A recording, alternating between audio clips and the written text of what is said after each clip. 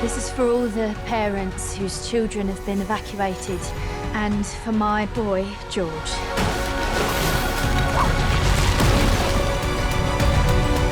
I know you were all in London just but a few days ago for the premiere. And Steve, I'll start with you. What was it like seeing this film unveiling this film for the first time with a London audience? I've been very fortunate to be able to debut my films in festivals around the world, but this particular film, I was hoping, wishing, praying that it would debut in London. We were lucky enough that London Film Festival accepted it, and we showed it at the Royal Festival Hall in London, which was extraordinary. The screening was amazing, sound was amazing, but right in front of the Royal Festival Hall is where an explosion, a large explosion took place down by Queen Elizabeth Bridge and around the area. So to be in that theatre, to be in London, yeah, it was an honor, really. When did you know, at what point in your career, before your career, that you wanted to tell a story about the Blitz? And at what point did it become clear that that story would be told largely through the eyes of a child? Very quickly, I was doing research on a series of films I was making called Small Axe, and I came across this image of this boy, you, Elliot. And he was on a railway station ready to be evacuated, black child. And I thought, I want to see the war through his eyes. Who are you? You mentioned Small Axe, and of course, your most recent project, Occupied City. There's real points of connection with both of these two. A city in wartime, a city riven by intolerance. I know every project is different, and I know the pandemic affected scheduling, but I wanted to ask, did your experience with both Small Axe and or Occupied City shape the development of Blitz in any way? Yes, because they're all personal. Small Axe is about sort of, in some ways, my childhood, in a way of growing up in the late 70s, 80s. Amsterdam, Occupied City, is where I live, and London, of course, is where I grew up. So these are very personal stories. Somehow you have to dig in your immediate surroundings, the areas that made you. It was very personal in the sense of way of London and trying to find my way. And, I was like George in a way, I'm trying to find my way home. Elliot, you give such a wonderful performance, the first of many, I know. And when you found out that you'd been cast as George, what did you think? At first, it was almost like it was a dream because it was my first time doing anything, really. And when I got told, "Oh, Elliot, you got the part," I was, what? Like, are you serious? This can't be true.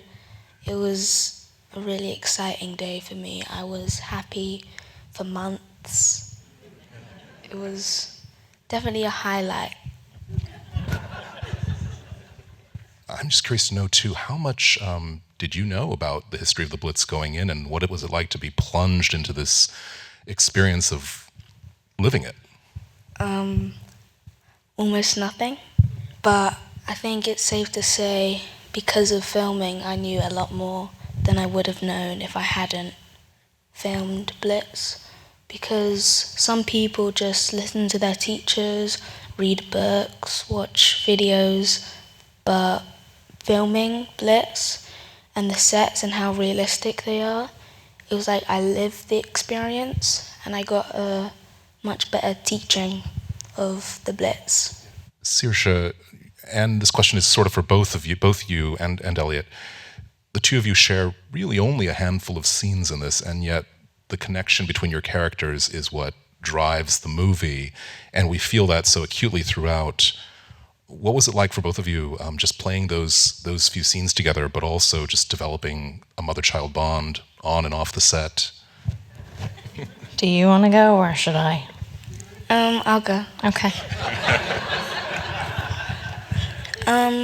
Sometimes it didn't feel like a scene, because me and Saoirse were like best friends. And I mean, Were. I thought. It kind of felt like we weren't acting sometimes. But Elliot is right in that, like, and that is sort of a testament to how Steve works, that think it was very important and key for Steve that we found that emotional truth between the two of us. And so we were given a lot of freedom on set to really sort of live and breathe the characters. And if something came to us that felt right in the moment, we could go with that. So I don't know, it felt like we were in a flow almost whenever we were in scenes together. And it was really important to find that magic in that home that felt very safe. It felt like this sort of idyll before you stepped outside, you know. And stepping outside Elliott, George goes on such a journey in this film, and you're doing you're running and climbing up on top of trains and squeezing through crevices and these very precarious looking sets. It's very much an action film at times. What did it feel that way when you were shooting? So I was 9, and well, the flood, going through fire, that was just super cool to me. Like the thought of being drowned and being pushed around by jets was super cool, you know?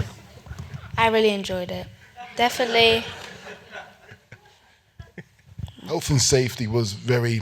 Don't worry, guys. The people were there. My favorite part of filming was the stunts, definitely. Stunts, yeah. I want the first image that we see in the movie, or one of the first, is this conflagration of and the flames, and I'm just curious to know, did you know, Steve, that you wanted to start the movie by plunging us immediately just into that reality? Yes, just because the chaos, the hecticness, the sort of out of control situation. I mean, in the research, you find out a lot about how the firemen sort of worked, and the equipment which was really decrepit. The canvas sort of fire hoses, the brass sort of the nodule. It was just crazy. It was like fighting a fire-breathing dragon with a water pistol. It was extremely brave and extremely dangerous, and courageous.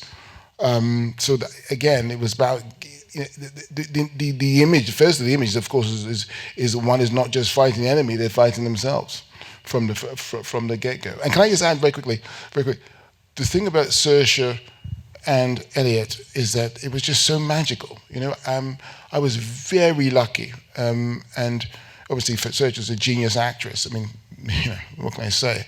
And then Elliott comes in, and it just lifts the whole set, really, because they're working in a way which is so much about, again, forgive me for being bold, love.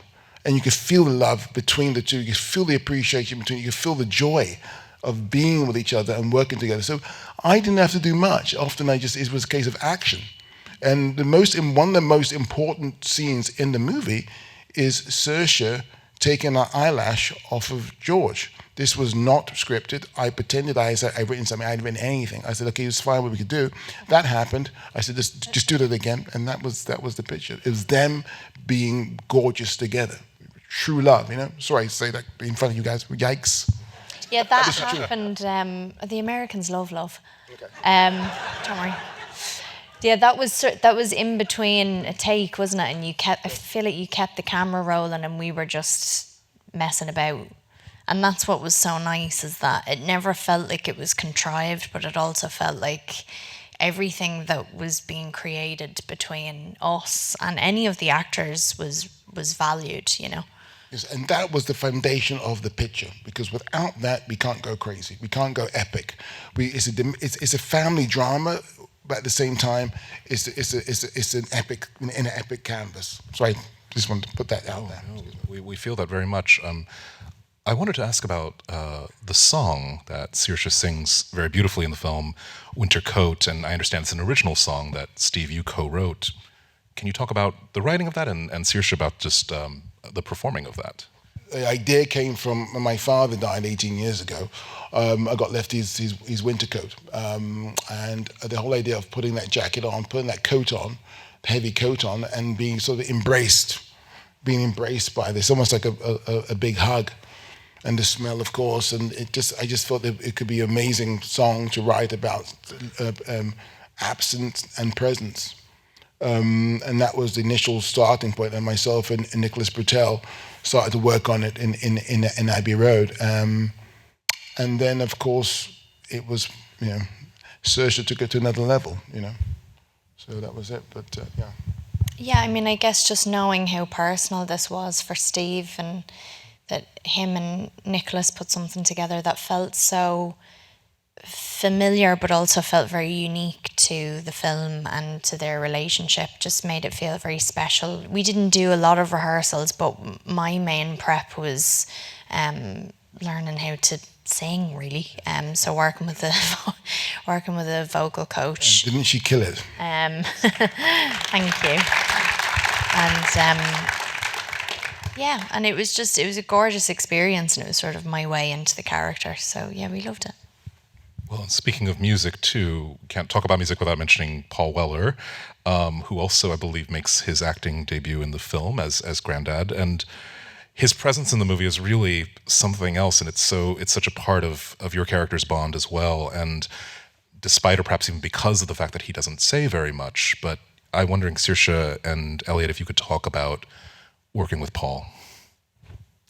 I mean, there's a certain generation of my family that were very excited that I was getting to work with Paul, and I don't think they've ever wanted to see a movie that I was in more because Paul Weller was involved. But it's funny because I felt like there was such a wave of excitement that first day that he came on set, but I certainly forgot very quickly that he was this incredibly important musical icon to all of us, and he really kind of did become like a father figure. He was very modest, and he is from this world. It's so in his blood. So to have someone who's sort of the genuine article, I think, was incredibly helpful for us. I just loved spending time with him. What about you? So at first, I didn't know who he was. And then my dad was like, "That's Paul Weller. That's Paul Weller." I was like, "Who's Paul Weller?" And he's like, "That's Paul Weller." And yeah, like Saoirse said, you wouldn't really think that he is a musical icon because of how much of a chill guy he is. Thank you for being here, and thank you all for being here with us as well. So, thank you, Justin, mate. Thank you.